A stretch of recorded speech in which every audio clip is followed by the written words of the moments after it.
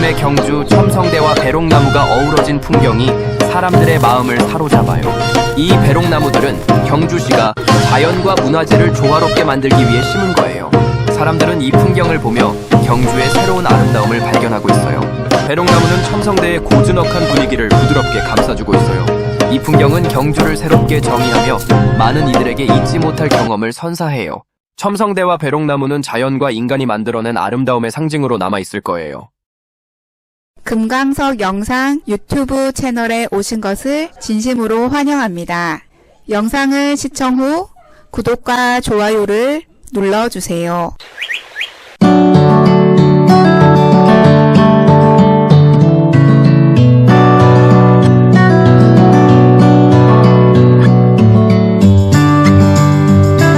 보고서는 신라시대의 위대한 천문유산인 경주 첨성대와 한국의 여름을 아름답게 수놓는 배롱나무 간의 역사적 관계를 심층적으로 분석하고 설명하는 것을 목적으로 합니다.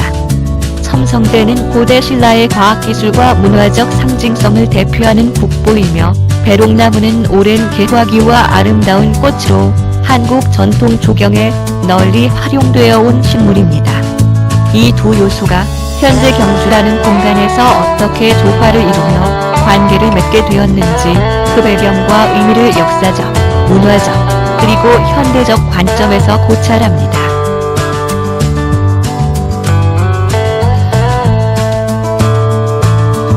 첨성대와 배롱나무 간의 관계는 고대 신라시대의 직접적인 역사적 연관성보다는 현대에 이르러 경주 동부 사적지 일대의 경관 조성 및 관광 활성화 노력의 일환으로 형성된 미학적, 문화적 연관성이 주를 이룹니다. 따라서 보고서는 각 개체의 독립적인 역사와 의미를 먼저 조명하고 이들이 현대에 이르러 어떻게 상호 보완적인 경관을 형성하게 되었는지 그 과정을 상세히 다룰 것입니다. 배롱나무의 식물학적 특징과 기원은 배롱나무는 부처꽃과에 속하는 낙엽 활엽수 교목으로 한 명은 레저스트로에미어 인디커 L입니다. 원산지는 중국과 인도이며 한국에는 예전부터 정원수로 식재되어 왔으니 조선시대 문헌인 양화소록에 기록되어 있습니다. 배롱나무는 개화기가 7월에서 9월로 매우 길어 백일홍이라고도 불리며 이는 100일 동안 붉게 피는 꽃이라는 의미를 담고 있습니다. 한 개의 꽃이 100일 동안 피어있는 것이 아니라 한 뼘 이상 되는 원추상의 꽃차례를 이루어 여러 개의 꽃이 차례로 피고 지며 전체적으로 오랫동안 꽃을 감상할 수 있는 특징을 지닙니다.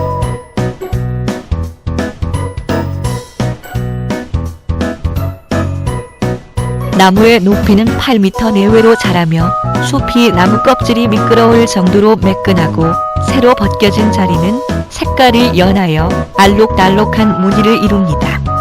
충청도 지방에서는 수피를 긁으면 잎이 흔들린다 하여 간지럼나무 또는 간질나무라고도 불립니다. 배롱나무는 추위에 약한 편이어서 주로 충청도 이남의 따뜻한 지역 전라도, 경상도 등에서 잘 자라며 중부지방에서는 겨울철 방한 조치가 필요합니다.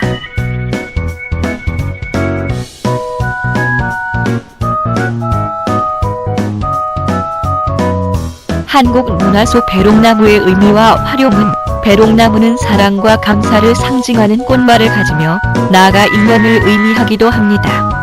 특히 한국 문화에서는 무육과 청렴의 상징으로 여겨져 서원이나 사찰에 많이 심겨졌습니다.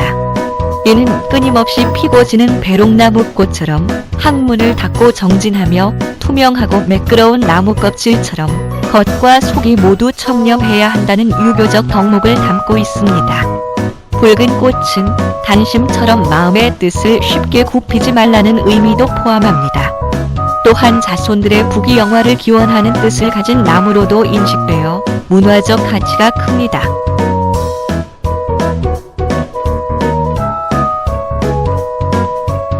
배롱나무는 개화기가 길고 꽃이 아름다워 예전부터 정원수로 많이 심었으며 특히 연못가에 주로 식재되었습니다. 그 아름다움으로 인해 현대에는 결혼식이나 졸업식 등 새로운 시작을 기념하는 행사에서도 자주 활용됩니다. 이처럼 배롱나무는 한국 전통 사회에서 단순한 관상용 식물을 넘어 미학적 아름다움과 함께 유교적 덕목을 상징하고 실제 약용으로도 활용되는 다면적인 가치를 지닌 식물이었습니다.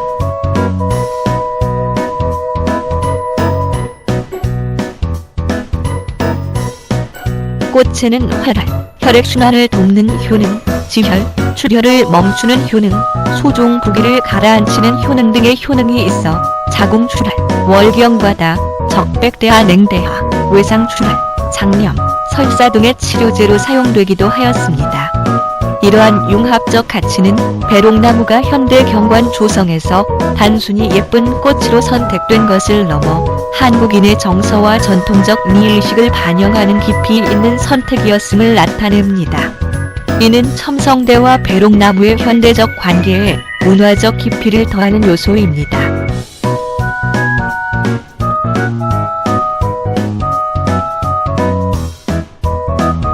고대 첨성대 주변 배롱나무 식재 여부. 첨성대 건립 당시 신라 왕궁 터인 반월성 주변에는 종묘, 사직단 등 신라의 주요 관청 건축물들이 있었음이 확인됩니다.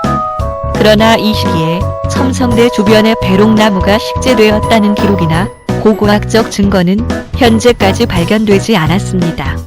이는 첨성대와 배롱나무 간의 역사적 관계가 고대 신라 시대의 직접적인 연관성이 아닌 현대에 와서 인위적으로 조성된 것임을 명확히 보여줍니다.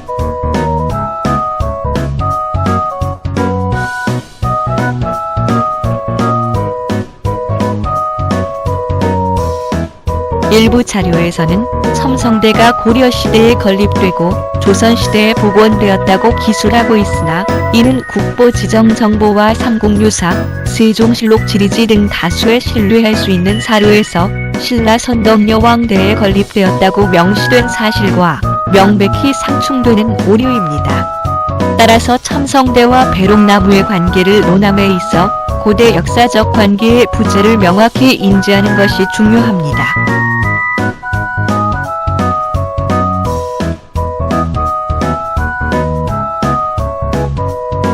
현대 경주 동부 사적지 경관 조성 사업과 배롱나무는 첨성대 주변의 배롱나무는 현대에 이르러 경주시의 동부 사적지 경관 조성 사업의 일환으로 식재된 것입니다. 경주시는 관광도시의 대표 사적지인 첨성로 주변 동부 사적지 일대의 경관을 개선하고 관광객 유치를 위해 동부 사적지 첨성로변 경관 조성 사업을 추진해 왔습니다. 이 사업을 통해 잔디 정비, 경관 조명 설치와 함께 다양한 수목 및 꽃단지 조성이 이루어졌습니다.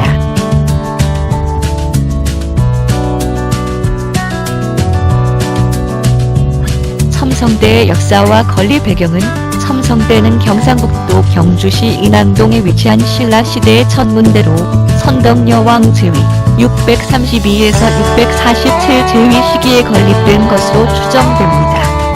세종실록 지리지에는 633년 선덕여왕 2년에 건립되었다는 기록이 있으며 삼국유사에는 7세기 중엽 신라 선덕여왕 때에 건립되었다고 서술되어 있습니다. 첨성대는 동양에서 현존하는 가장 오래된 천문대로서 그 가치가 매우 높게 평가되며 1962년 12월 20일 국보 제31호로 지정되었습니다.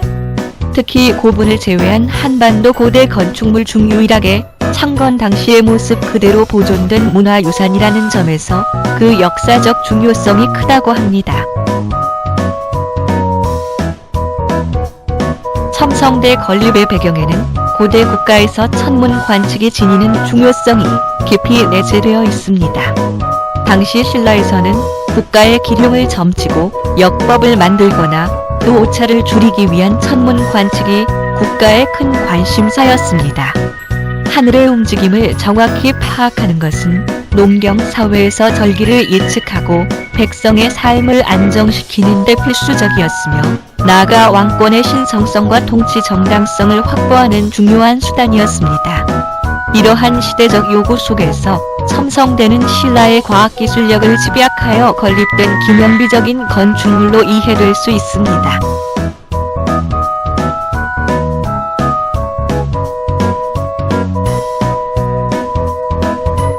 첨성대의 구조와 천문학적 의미는 첨성대는 신라 왕궁터인 반월성의 북서쪽 성곽에서 약 300m 떨어진 지점에 자리하고 있습니다. 화강암 벽돌 364개를 이용하여 석축 27단을 쌓아 올린 원통형 구조로 전체 높이 9.17m, 아르지름 5.17m, 지대석 한 변의 길이 5.35m 규모를 지닙니다. 첨성대의 상단은 방형이고 하단은 원형으로 이루어져 있는데 이는 고대 동양의 우주관인 천왕지방, 즉 하늘은 둥글고 땅은 네모나다는 사상을 반영한 것으로 해석됩니다. 이러한 형태는 첨성대가 단순한 관측 시설을 넘어 우주 전체를 상징하는 건축물이었음을 시사합니다.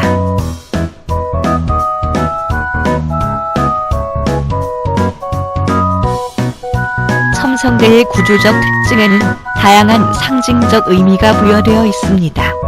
예를 들어 첨성대를 구성하는 364개의 돌은 1년의 날수를 상징하는 것으로 여겨지며 27단으로 쌓아 올린 석축은 선덕여왕이 신라의 27대 국왕임을 상징하거나 28수 별자리를 의미한다는 설이 있습니다.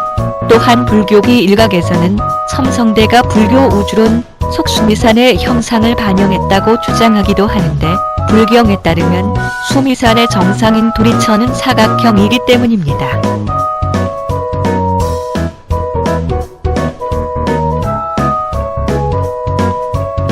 이러한 해석들은 첨성대가 순수한 과학적 목적을 넘어선 정치적, 종교적, 우주론적 의미를 내포하고 있음을 보여줍니다. 첨성대 내부에는 사람이 올라갈 수 있는 통로가 있었으며 상단의 정자석은 동서남북 네 방향을 가리키는 방틀 심석으로 추정됩니다.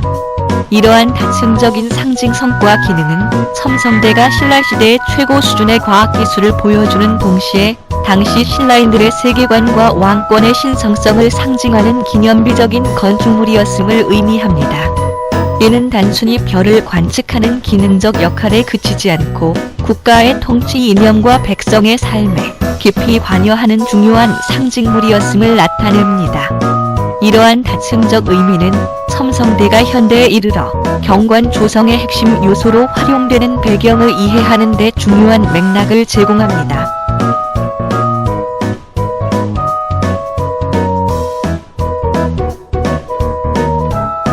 첨성대 주변의 고대 환경은 현재는 오랜 세월이 흘러 돌로 만든 첨성대만 남아있지만 신라시대에는 이 공간에 신라판 종묘 황남동 1, 2, 3에 입원지 사직단을 비롯한 신라의 여러 관청 건축물이 있었습니다. 당시 첨성대는 신라의 왕궁이 있었던 월성 북쪽에 위치하며 주변에는 궁궐 전각들이 바로 보이는 위치에 있었습니다.